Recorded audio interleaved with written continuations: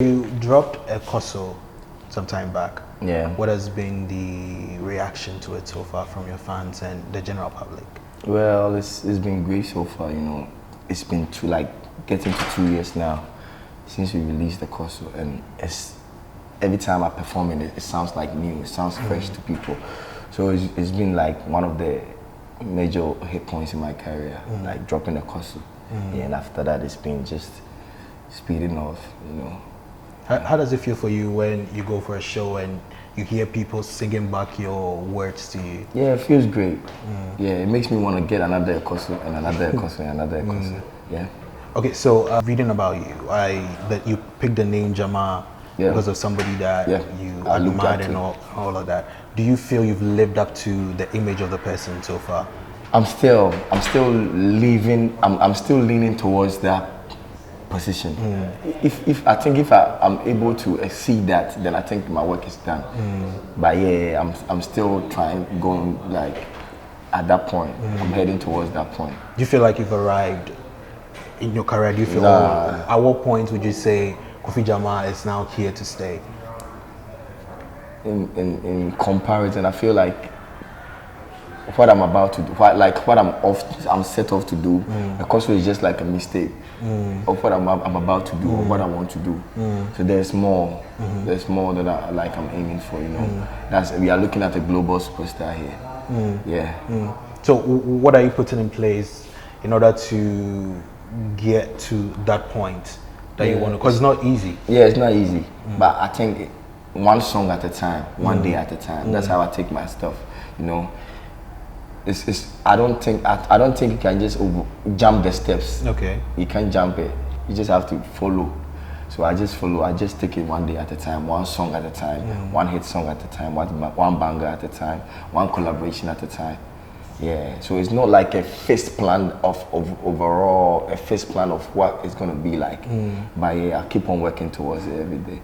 So what happens to Kofi Jamar if he drops a song that doesn't meet the hype of a previous track? Well, based on how I've built my niche and how people know me, I don't think Kofi Jamar is somebody who's going to be releasing just commercial songs. Okay. I didn't build my career off that. I have fans that still love the song that I did with Soulboy. That's Me Day Up. Yeah, I have fans that still love the song that I did with Sifa. That's Cheme. There are songs that it's like not blown over like a Koso, but those are the people's like favorite.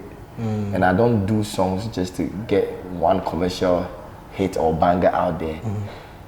You have to listen to me like gradually to get the whole process. Who like Kofi Jamar is. Yeah, so I think I released 2 EPs so far, and those songs are still doing well. Right. Yeah. Okay, so from where you started from till now, you're enjoying some successes now. Many of the people that you probably started with are not where you are as an artist. So do you find moments where you just pause to appreciate how far you've come as an artist? Because when all these things are happening, you're going from one show to the next, you're in the studio, you're writing, it gets too much. So do you find moments where you just pause and appreciate just how far you've come? Yeah, it really does. Sometimes I just won't be thinking of it, but it just comes to me. Sometimes it just hits you. Like you're in the middle of something and it just hits you. Oh, this is what you've been looking for all these while. And it's finally happening. And it's finally here, and you are just right. It's just right in front of you. So sometimes it's just random. It just hits you randomly, and just appreciate it at that time and just move on, because there's much more to do. Yeah. Right, so I know you hear these questions a lot, like what are some of the challenges you face as an artist and all of that? For you, what is the major one that you have to deal with constantly as an artist? Some people think as an artist, your importance is all based on a hit song or a commercial song that's like major success. Yeah. But I feel we build, as a musician, you build like you build it like this music. I don't think it's just something that just come out of thin air. You build it brick by brick, and I think you're not going to use commercial songs to do like build your whole brand or something like that. So you're looking more at the longevity. Longevity.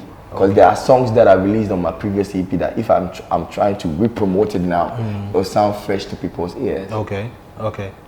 That's that kind of longevity I'm looking for. Yeah. So there are challenges, like there are many challenges, but I just deal with the ones that I can deal with and just move on. What's your thought processes like when you're creating your craft? How is it for you? Do you have to be going through something in order to pen a song? Or yeah, sometimes I have to go through some situations and emotions. And sometimes too, I just write it off from the fact of me seeing it through people's eyes, like trying to put myself in other people's shoes. You know, it's not everything that I relate to that I write about. Sometimes I could relate it to somebody else. I just put myself in that person's shoe and try to write something about it. Yeah. That's deep. Yeah. So what exactly are you trying to do with your crafts? My craft is, well, I'm trying to build a global superstar of me, of what I have, of what, like the talent that I have now. Okay.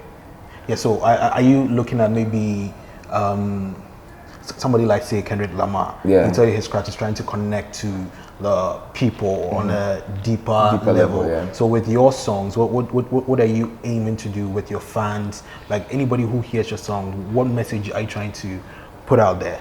Well, it's a lot. Me, I see myself as a preacher. Okay. Because I started as a rapper. And the kind of stuff that I started writing about is deep. It's like metaphysical stuff.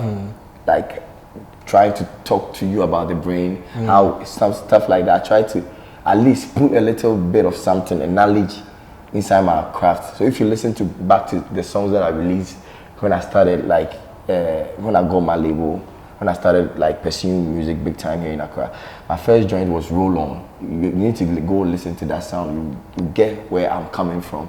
But sometimes you need to tone it down and blend it with the people so that they can get to understand you more or get to relate to you more. Sometimes we base music off from melodies just because that's close to the people. Right. They will get that thing fast rather than me trying to complicate it with other stuff. So I don't know how to put it, but it's like you giving a child medicine, but you trying to make it not that bitter, but like sweet for it to be consumable. Right.